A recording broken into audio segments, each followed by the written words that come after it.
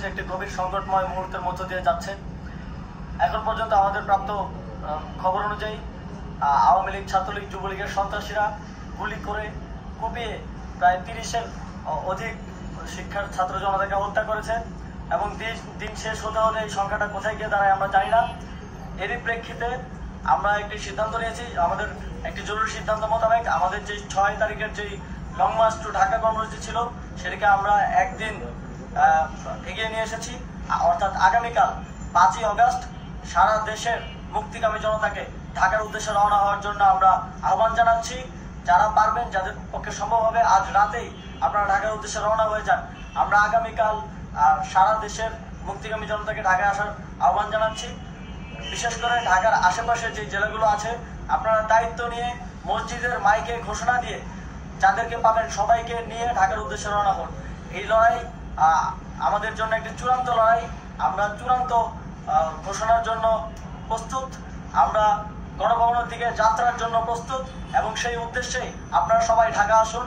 আমরা আপনাদের সবাইকে নিয়ে আমাদের চূড়ান্ত দাবি আদায়ে এগিয়ে যাব। আমি জানি না সমন্বয়করা আজকে রাতে বেঁচে থাকতে পারবে কিনা, কিন্তু আপনাদের উপর আমরা এই দায়িত্ব দিচ্ছি। আপনারা সবাই নিজ দায়িত্বে ঢাকায় আসবেন আগামীকাল এবং পরশু পরিস্থিতি বিবেচনা করে পরশু গণভবনের দিকে 4 দিক থেকে আমরা রওনা হব।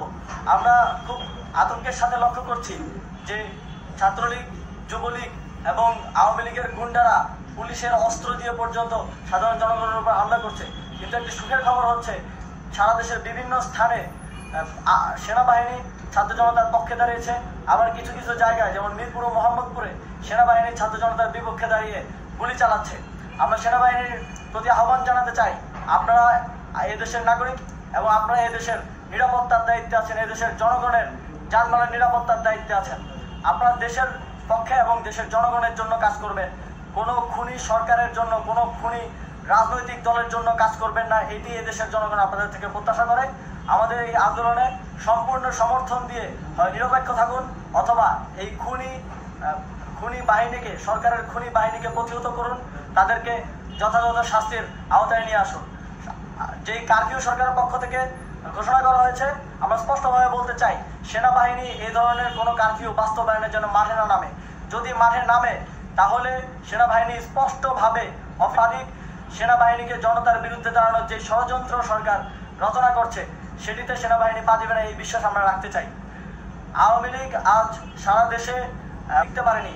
রাজপথের পরাজিত শক্তি হিসেবে তারা সেনাবাহিনী সহ অন্যান্য বাহিনীকে আমাদের বিরুদ্ধে কাজে লাগানোর চেষ্টা করছে। এই চেষ্টাকে, এই ষড়যন্ত্রকে ব্যর্থ করতে হবে এবং আগামীকাল সারা দেশে আপনারা রওনা হন। প্রত্যেকটি পরিবার থেকে অন্তত পক্ষে একজনকে ঢাকার উদ্দেশ্যে রওনা করে দিন, এই ইতিহাসের সাক্ষী হতে, একটি নতুন বাংলাদেশের অভ্যুদয় ঘটানোর একজন কর্মী হতে। ধন্যবাদ।